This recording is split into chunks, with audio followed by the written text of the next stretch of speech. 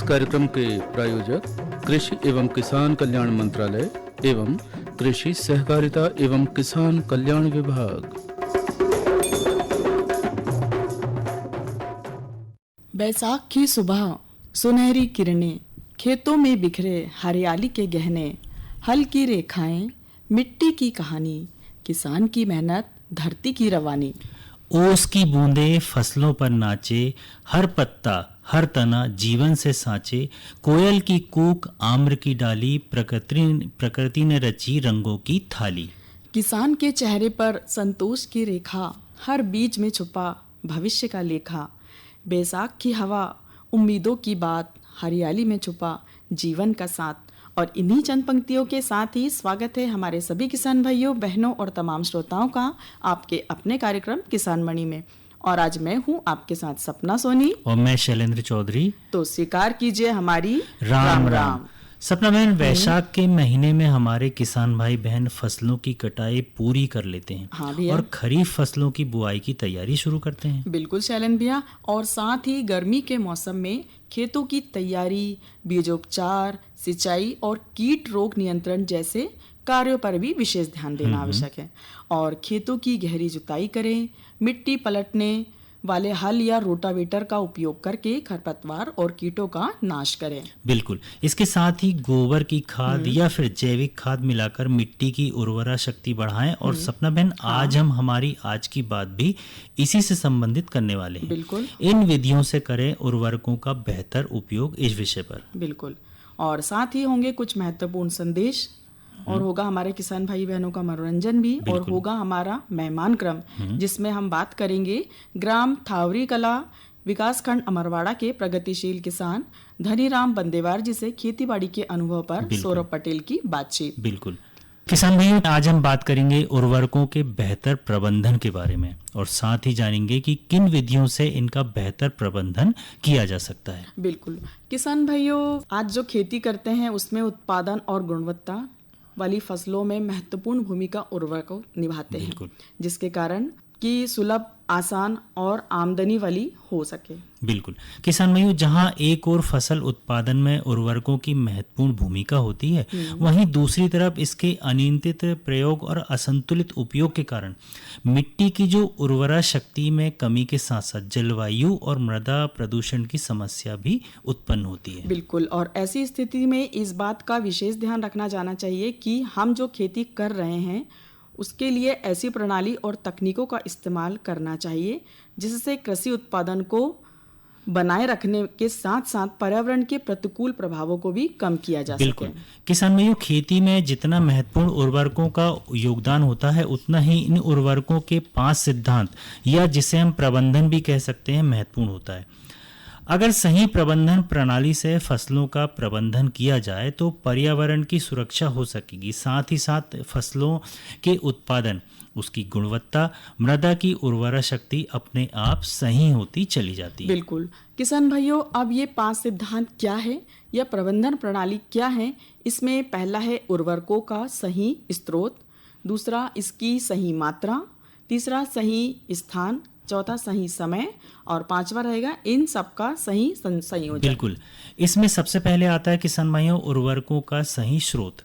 सही स्रोत का चयन करते समय इस बात का ध्यान रखना चाहिए कि ज़्यादा उत्पादन प्राप्त करने के लिए जो 17 प्रकार के पोषक तत्व आवश्यक होते हैं, उनमें से कौन कौन से पोषक तत्व उत्पादन को सीमित करते हैं, इस पर ध्यान देना चाहिए। बिल्कुल। और किसी भी प्रकार के 1 या 2 उर्वरकों के उपयोग से सभी प्रकार की खेती नहीं की जा सकती है।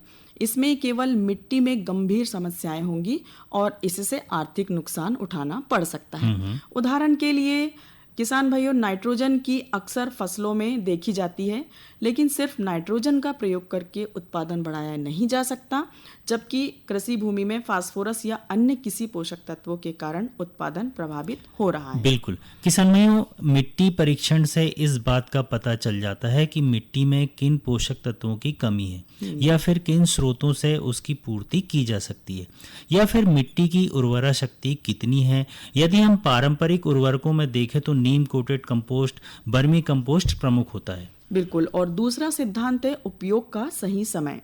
किसान भाइयों, किसी भी फसल में आप जब हम इन पोषक तत्वों का उपयोग करते हैं तो शुरुआत में फसल इन्हें धीमी गति से ग्रहण करती है। बिल्कुल। और फसलों के विकास चरण में सही गति सबसे ज़्यादा होती है। जैसे जैसे फसल पकने लगती है वैसे वैसे फसलों के द्वारा इन पोषक तत्वों को ग्रहण करने की गति धीमी हो जाती है। बिल्कुल।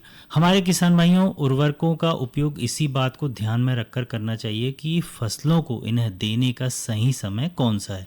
इसमें काफ़ी ज़्यादा मात्रा में उर्वरकों की बचत होती है। इसके लिए कई प्रकार की तकनीकें विकसित हो गई हैं, जैसे लीफ कलर चार्ट जिसे हम LCC कहते हैं, या फिर क्लोरोफिल मीटर प्रमुख है। बिल्कुल। और इसके अलावा किसान भाइयों, नाइट्रोजन का प्रयोग फसलों की अलग अलग अवस्था में किया जाना अच्छा माना जाता है। वही फास्फोरस की पूरी मात्रा और पोटास की पूरी मात्रा का उपयोग आमतौर पर बुवाई के समय दी जाती है। इसके बाद बात करते हैं इसके सही स्थान या जगह की। बिल्कुल। किसान भाइयों, उर्वरकों को डालने के 2 प्रकार होते हैं। पहला भुरकाव विधि और दूसरा छिड़काव विधि या फिर क्यारी में देना। नाइट्रोजन को देने के लिए दोनों ही विधि का उपयोग किया जाता है, परंतु फास्फोरस को क्यारी में देना ज़्यादा कारगर साबित होता है। उर्वरकों को हमेशा पंक्ति में 5 से 8 सेंटीमीटर या उससे अधिक और सतह से 5 से 8 सेंटीमीटर या नीचे डालना चाहिए। बिल्कुल। और किसान भाइयों, हमेशा नाइट्रोजन और फास्फोरस का सीमित प्रयोग ना कर उसे मिट्टी में मिलाकर उपयोग करना लाभकारी होता है। नहीं तो पानी के संपर्क में आकर ये बह जाते हैं और इसके बाद जो बारी आती है वह है सही मात्रा की। बिल्कुल। इसमें सबसे पहला तो उत्पादन का लक्ष्य निर्धारित करना प्रमुख होता है। किसान भाइयों, इसके अलावा मिट्टी स्वास्थ्य कार्ड या मृदा स्वास्थ्य कार्ड से इस बात की जानकारी हमें मिल जाती है कि मिट्टी में कौन कौन से पोषक तत्व हैं और कौन कौन से पोषक तत्वों की कमी है और उसकी मात्रा कितनी है। कुछ फसल प्रणाली में मिट्टी के कार्बनिक पदार्थ पोषक तत्वों के प्रमुख स्रोत होते हैं, विशेष रूप से नाइट्रोजन और सल्फर। बिल्कुल। और किसान भाइयों, जब हम उर्वरकों का सही अनुमान लगाएं उस समय पोषक तत्वों के अन्य स्रोत जैसे हरी खाद, गोबर खाद, कंपोस्ट की खाद जो देनी है उसको रखनी चाहिए, है ना, जानकारी उसकी सही रखना चाहिए। किसान भाइयों, हमारे भारतीय परिस्थिति के अनुसार नाइट्रोजन की उपयोग क्षमता 50% से कम होती है, फास्फोरस की 25% से कम और पोटास के लिए लगभग 50 से 60% होती है। बिल्कुल। किसान भाइयों, इन उपयोग क्षमता को ध्यान में रखकर ही इसकी मात्रा तय करनी चाहिए जिससे नुकसान को कम किया जा सकता है। इसके बाद सबसे जरूरी बात है कि इन सबका संयोजन या प्रबंधन, इसका उद्देश्य तभी पूरा होगा जब हमें उर्वरकों में मौजूद सभी पोषक तत्वों का हमें ज्ञान होगा। किसान भाइयों, इन पोषक तत्वों का परस्पर प्रभाव को भी ध्यान में रखकर इनका उपयोग करना चाहिए। बिल्कुल। और किसान भाइयों, जैसे उदाहरण के लिए फास्फोरस और जिंक का परस्पर प्रभाव नकारात्मक होता है। इसके कारण ज्यादा फास्फोरस डालने पर पौधों में जिंक की कमी हो जाती है और हमेशा फसल प्रणाली के आधार पर ही पोषक तत्वों के अनुपात को ध्यान में रखकर ही उपयोग करना चाहिए। बिल्कुल। किसान भाइयों, नाइट्रोजन, फास्फोरस और पोटास का उपयोग हमेशा अनाज में 4:2:1, दलहनी फसलों में 1:2:2 या फिर जड़ वाली फसलों में 1:2:1 का उपयोग हमेशा अच्छा माना जाता है। इसके अलावा फास्फोरस के लिए DAP की जगह SSP का उपयोग किया जाए तो फसलों में सल्फर की आवश्यकता की पूर्ति अपने आप ही हो जाती है। बिल्कुल। तो किसान भाइयों, आप भी इन विधियों या इन 5 सिद्धांतों को अपनाकर उर्वरकों का बेहतर प्रबंधन कर सकते हैं। बिल्कुल। इससे मिट्टी की उर्वरा शक्ति बढ़ती है, उत्पादन अच्छा होता है और फसल गुणवत्ता युक्त होती है और इससे हमारे पर्यावरण को कोई नुकसान भी नहीं होता। तो यही थी हमारी आज की बात। बिल्कुल सपना बहन। और आप जुड़ते हैं मनोरंजन से और अपने किसान भाइयों को सुनवाते हैं शिव रतन यादव और साथियों की आवाज में सुंदर सा लोकगीत। आइए सुनते हैं।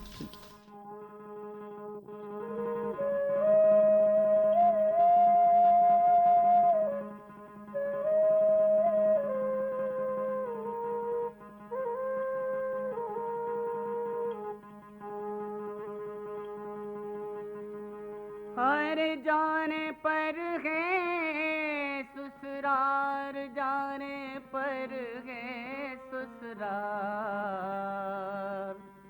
मायके में के दिन रे हो, जाने पर है ससुराल, मायके में के दिन रे हो, जाने पर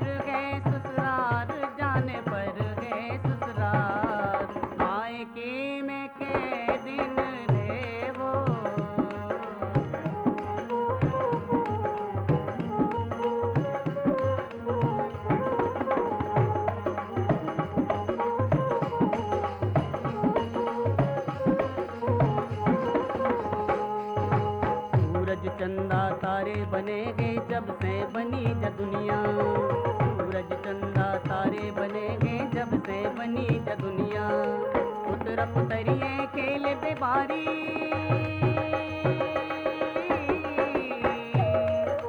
पुत्र पुतरिये खेले बेबारी, एक दिन बने दुल्हनिया जाने पर है ससुराल। मायके में के दिन है वो जाने पर है ससुराल, मायके में के दिन रे वो।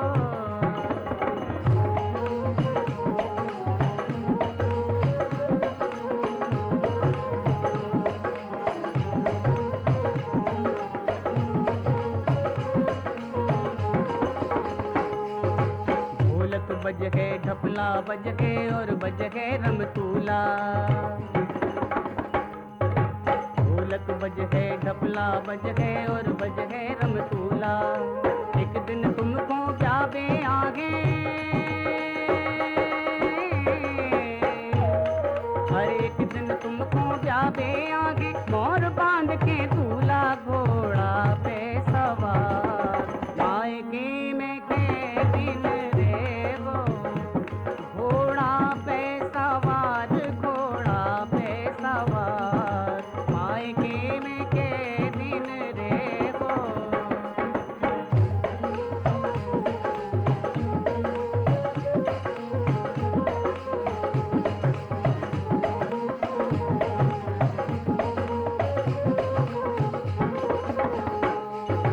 माथे पे बिंदिया नाक नथनिया कमर में कर धनिया, माथे पे बिंदिया नाक नथनिया कमर में कर धनिया।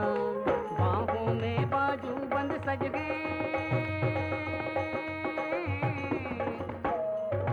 बाहों में बाजू बंद सज गए, पाँव में पेलिया हुई है 16 सिंगार। मायके में के दिन रे किसानों की आमदनी में वृद्धि और उनके जीवन में खुशहाली, यही है संकल्प जिसे साकार करने के लिए मिशन मोड में कार्य कर रही है भारत सरकार। इसी दिशा में एक ठोस कदम है ई समृद्धि पोर्टल, जिसे नेफेड ने बनाया है। इस पोर्टल का उद्देश्य पंजीकृत किसानों के लिए फसल की खरीद और पैसे के भुगतान की संपूर्ण प्रक्रिया को सरल और पारदर्शी बनाना है। पोर्टल पर पंजीकरण की प्रक्रिया बेहद आसान है। किसान अपने मोबाइल या कंप्यूटर से ई समृद्धि वेबसाइट या ऐप पर जाकर पंजीकरण कर सकते हैं। पैक्स और एफपीओ के माध्यम से भी पंजीकरण किया जा सकता है। ई समृद्धि पोर्टल पर फार्मर रजिस्ट्रेशन पर क्लिक करें और अपने विवरण और आधार नंबर के साथ पोर्टल पर रजिस्टर करें। ये क्यूआर कोड स्कैन करके भी किसान अपना पंजीकरण कर सकते हैं। रजिस्ट्रेशन के उपरांत किसान अपनी उपज को एमएसपी पर नेफेड के माध्यम से बेच सकते हैं और यदि बाजार मूल्य अधिक है तो बाजार में भी बेच सकते हैं। यानी तूर, मसूर और उड़द की एमएसपी पर खरीदी की 100% गारंटी देता है नेफेड। नेफेड द्वारा पैसे का भुगतान नेफेड अकाउंट से सीधा किसान के खाते में किया जाता है। इस प्रक्रिया में नेफेड और किसान के बीच कोई अन्य मध्य एजेंसी नहीं होती है। किसान इस पोर्टल के माध्यम से सरकार द्वारा किसानों के लिए चलाई जा रही कई योजनाओं का लाभ ले सकते हैं। नेफेड से पंजीकृत किसानों को मिलता है फसल के सही दाम पर बिक्री का भरोसा। अगर आप किसान हैं तो आप भी ई समृद्धि पोर्टल का लाभ ले सकते हैं। पंजीकरण कराओ, फसल का उचित मूल्य पाओ। कृपया दिए गए क्यूआर कोड को स्कैन करके पंजीकरण कराएं। किसान भाइयों, इन संदेश के बाद अब चलिए जुड़ते हैं हमारे आज के मेहमान क्रम से, जिसमें आज हम मेहमान क्रम के अंतर्गत आपको सुनवा रहे हैं ग्राम थावरी कला विकास खंड अमरवाड़ा के प्रगतिशील किसान धनीराम बंदेवार जी से खेतीबाड़ी के अनुभव पर सौरभ पटेल की बातचीत। किसान भाई बहनों, आज के मेहमान क्रम में हमारे साथ हैं ग्राम थावरी कला विकास खंड अमरवाड़ा के अनुभवी कृषक श्री धनीराम बंदेवार जी। आज हम इनसे इनकी खेतीबाड़ी के अनुभवों पर बातचीत करेंगे। तो धनीराम जी, बहुत बहुत स्वागत है आपका हमारे कार्यक्रम में और सभी किसान भाइयों बहनों की ओर से आपको राम राम। सभी किसान भाइयों को मेरा भी राम राम। तो धनीराम जी, सबसे पहले आप हमें ये बताइए कि आपको खेती करते हुए कितना समय हो गया है और आपके पास खेती के लिए कितना रकबा है? साहब मेरे 40 साल का अनुभव है खेती का। मेरे पास 20 एकड़ ज़मीन है। तो धनीराम जी, जैसा आपने बताया कि आपके पास 40 साल का अनुभव है खेती का और 20 एकड़ का आपके पास रकबा है, तो हम आपसे ये जानना चाहेंगे कि इस 20 एकड़ में आप कौन कौन सी फसलें लेते हैं? बरसात में अपन यही लगाते हैं, खरीफ के मौसम में मक्का है, धान है, फल्ली है, तुअर है। रबी में लगाते हैं अपन गेहूँ, चना, बटरा, मसूर। और सब्जी में जी लगाते हैं लहसुन, प्याज और कद्दू लगाते हैं। खरीफ में ये भी लगाते हैं बरबट्टी है, भिंडी है, भटे, टमाटर। खरीफ इसके बाद अपन गर्मी में लगाते हैं उड़दा, मूंग, कद्दू, टमाटर, मिर्ची, इनकी भी खेती करते हैं। धनीराम जी, हमें ये बताइए कि इन अलग अलग फसलों के लिए आप जमीन किस तरह से तैयार करते हैं? ये अलग अलग फसलों के लिए गहरी जुताई करके उसमें कल्टीवेटर चलाते हैं, कल्टीवेटर चला के फिर रोटावेटर चलाते हैं। इसके पहले गोबर खाद भी डाल देते हैं उसमें, ताकि वो रोटावेटर चलने से पूरी मिल जाती है। इसके बाद जगह को तैयारी बना के क्यारी बना के और फिर रोपण करते हैं। तो गहरी जुताई करते हैं अपन। गहरी जुताई में जो खरपतनाशक रहते हैं, गहरी जुताई से नीचे चला जाता है, बीज दब जाता है उसका, तो वो कम उगता है। और इसके बाद अपन गहरी जुताई करके फिर लेवल करे ज़मीन और फिर फसल की बोनी करते हैं। पौधा अच्छे बन जाते हैं। कल्टीवेटर से उसको ज़मीन को समतल कर देते हैं और फिर इसके बाद सीडील से बोनी करते हैं। धनीराम जी, अब हमें ये बताइए कि आप फसल की बुआई करते समय किन बातों का ध्यान रखते हैं? फसल बुआई करने के पहले अच्छे से अच्छा बीज खरीदें। बीज खरीदने के बाद बीज उपचार करें। पहले उसको 100 दाना डालें। 100 में से कम 90-95 पौधा उगना चाहिए। यदि उससे कम उगते हैं, 80, 75, 70 उगते हैं, तो फिर वो बीज फेल होता है। तो इस तरह का ध्यान रखते हुए बीज को अच्छे से उपचार करें और इसके बाद बुआई करें। तो बुआई फिर किस तरह से करें कि सीडील से बोएं। सीडील में मात्रा में खाद मिलाएं दाना के हिसाब से।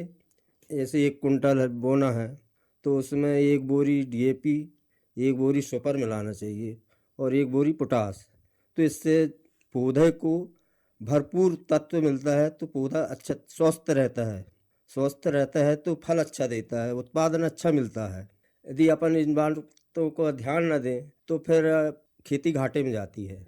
इस प्रकार अपन खेती को अच्छे से, बीज को अच्छे से स्वास्थ्य देखकर और उसको उपचार करके बीज बोएं। बीज उपचार करने से रोग कम लगते हैं और पौधा अच्छा स्वस्थ रहता है। धनीराम जी, इन फसलों में सिंचाई के लिए आपके पास कौन कौन से साधन हैं? सिंचाई के लिए अपने पास ट्यूबवेल है और कुआं है। नोजल से अपन सिंचाई करते हैं इनमें। नोजल से सिंचाई करने का क्या फायदा होता है धनीराम जी? उससे कम पानी में ज़्यादा जगह छिप जाती है और फसल को, पौधा को ज़्यादा हिसाब से लिमिट से पानी मिलता है। उससे फसल को ना बैठने की संभावना रहे, ना सूखने की संभावना रहे। उससे छींचने से लिमिट से पानी मिलता है और कम पानी में ज़्यादा जगह छिप जाती है। अच्छा, आपने बताया था कि लहसुन की फसल भी लगाए हैं, तो लहसुन की फसल के लिए क्या ध्यान रखा था आपने? लहसुन की फसल के लिए लगा दिए और पानी बगाते रहे। उसमें भी खरपतवार हुआ तो निंदाई करवाना पड़ता है, 1 निंदाई 2 निंदाई करवाना पड़ता है। जी धनीराम जी, खेती बाड़ी के साथ साथ क्या आप पशुधन भी रखते हैं? जी, पशुधन भी रखते हैं। मेरे पास 4 भैंस है, 2 गाय हैं, 2 बैल हैं। उनसे दूध निकालते हैं। दूध निकालने के बाद अपन घर का खर्चा भी चलता है और बचा वाला अपन बाज़ार में जाकर बेच देते हैं। जब बाज़ार में बेच देते हैं तो वो अपनी आय एक्स्ट्रा हो जाती है जी। तो उससे अपना व्यवहार अच्छा चलता रहता है। और उनसे एक फ़ायदा ये भी है, गाय भैंस बैल रखने से गोबर खाद भी होती है जी। गोबर खाद अपन खेत में डालते हैं तो उत्पादक अच्छा मिलता है। और बैलों से काम भी होता है, खेत किसानी का छोटा मोटा काम उनसे हो जाता है। बड़ा काम आया तो ट्रैक्टर से होता है। गोबर खाद डालने से आलू की फसल अच्छी बनती है। मैंने उसका प्रैक्टिकल निकाला। 5 कट्टे बगैर गोबर खाद वाली जगह में लगाया तो उसका उत्पादक कम मिला और 5 कट्टे गोबर खाद वाले में लगाया तो उसका उत्पादन अच्छा मिला। तो इससे गोबर खाद में बहुत बड़ा फायदा है। गोबर खाद डालने से फसल अच्छी होती है, उत्पादन अच्छा होता है। धनीराम जी, अभी वर्तमान में आपके खेत में क्या कामकाज चल रहा है? गेहूं कटाई होने के बाद में फिर उड़द मूंग की तैयारी करना पड़ेगा।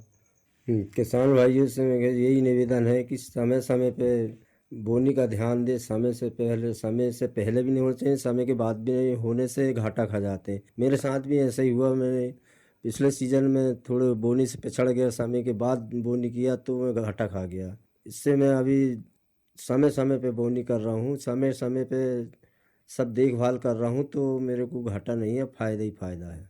धनीराम जी, जैविक खेती के बारे में आपका क्या सोचना है और क्या आप जैविक खेती करते हैं? जैविक खेती करता हूँ। जैविक खेती करने से फ़ायदा ये है कि सब्जी भाजी में जैविक ही खेती होना चाहिए। जैविक खेती करता हूँ मैं, और सब किसान भाइयों को यही सलाह देता हूँ कि सब्जी भाजी में उर्वरक को कम उपयोग करें और जैविक खेती का ज़्यादा उपयोग करें, उससे अच्छा फ़ायदा होगा। जैविक खेती करने से अपने शरीर के लिए भी अच्छा फ़ायदेमंद होगा। जैविक खेती करने से शरीर और फसल में अच्छा तत्व रहता है, तो वो शरीर के लिए लाभदायक होता है। जैविक खेती की फसल जो होती है तो अच्छे दाम में भी बिकती है।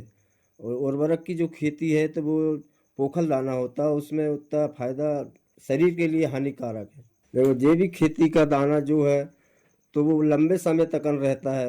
आप अपने शरीर के हिसाब से देख लो, पुराने ज़माने के जो सियाने रहते, बुजुर्ग रहते थे, वो जैविक खेती का जो दाना रहता था वो खाते थे, तो वो 100 साल 120 साल तक जीते थे। और आज अपन जो उर्वरक की खेती का दाना खा रहे हैं तो 60 साल 70 साल के इधर ही हो जा रहे हैं। तो इससे अच्छा है जैविक खेती करो और शरीर स्वस्थ रखो और कोई रोग भी न लगे, ऐसा मेरा कहना है। धनीराम जी, अंत में आप हमारे सभी किसान भाइयों बहनों से क्या कहना चाहेंगे? मैं सब किसान भाइयों से यही कहना चाहता हूँ कि उर्वरकों का उपयोग कम करें, जैविक खेती का ज़्यादा करें, मेरा यही निवेदन है। अधिक से अधिक पशुपालन करें। पशुपालन करने से अपनी गोबर खाद होती है, गोबर खाद से फायदा होता है, फसलों में अच्छी पैदावार बनती है। आपने हमारे कार्यक्रम के लिए समय निकाला, हमारे किसान भाइयों बहनों को अपने खेतीबाड़ी के अनुभव बताए, इसके लिए पूरे आकाशवाणी परिवार की ओर से और सभी किसान भाइयों बहनों की ओर से आपका बहुत बहुत धन्यवाद। राम राम। सब किसान भाइयों को धनीराम बंदेवार की ओर से राम राम। किसान भाइयों, अभी आप मेहमान क्रम के अंतर्गत सुन रहे थे ग्राम थावरी कला विकास खंड अमरवाड़ा के प्रगतिशील किसान धनीराम बंदेवार जी से खेतीबाड़ी के अनुभव पर सौरभ पटेल की बातचीत। और आइए सुनते हैं ये महत्वपूर्ण संदेश।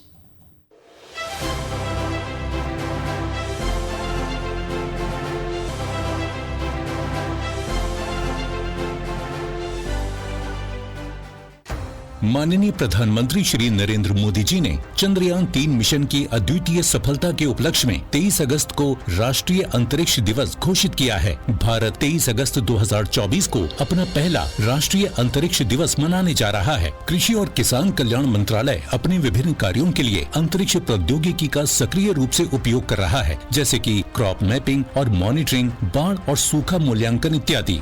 इसी दिशा में आगे बढ़ते हुए मंत्रालय ने एक जियो स्पेशल प्लेटफॉर्म कृषि डिसीजन सपोर्ट सिस्टम विकसित किया है, जिसका उद्घाटन राष्ट्रीय अंतरिक्ष दिवस के अवसर पर किया जा रहा है।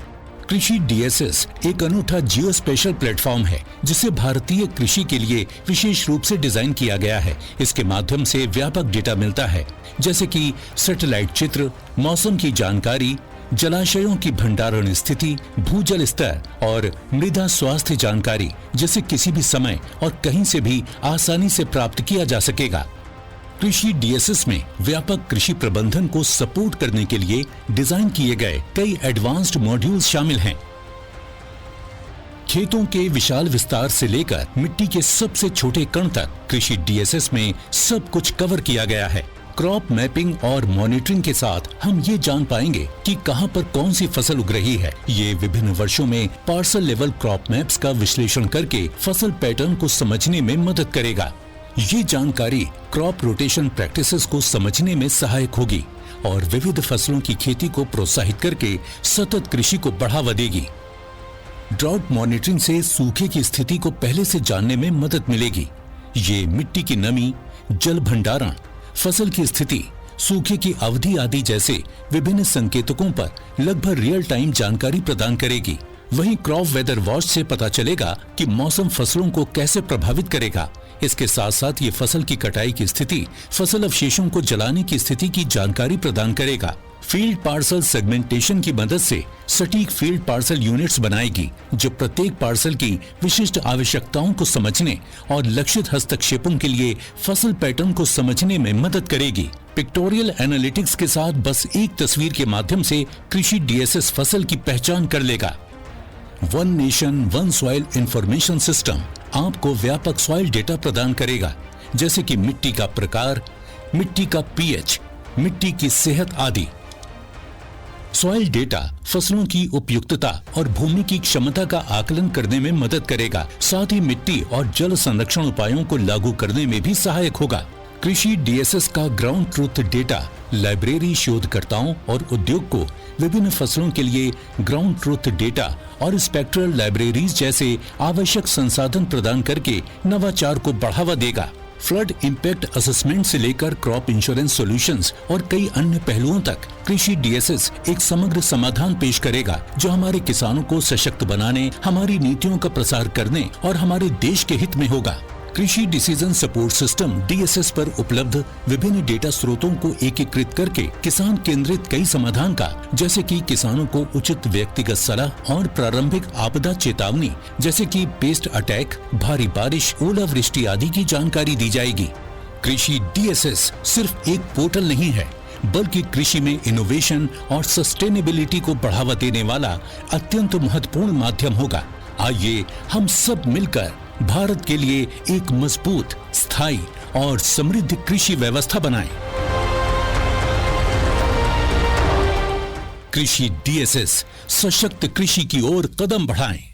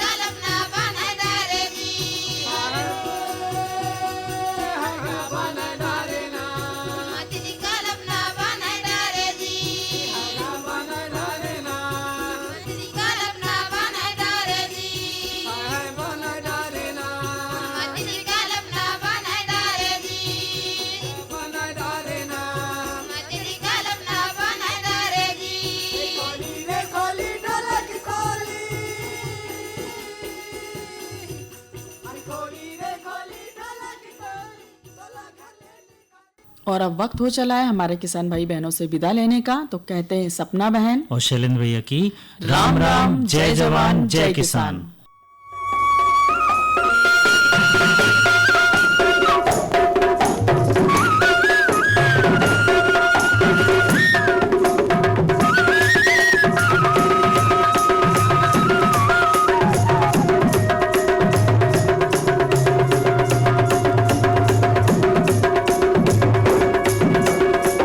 इस कार्यक्रम के प्रायोजक कृषि एवं किसान कल्याण मंत्रालय एवं कृषि सहकारिता एवं किसान कल्याण विभाग।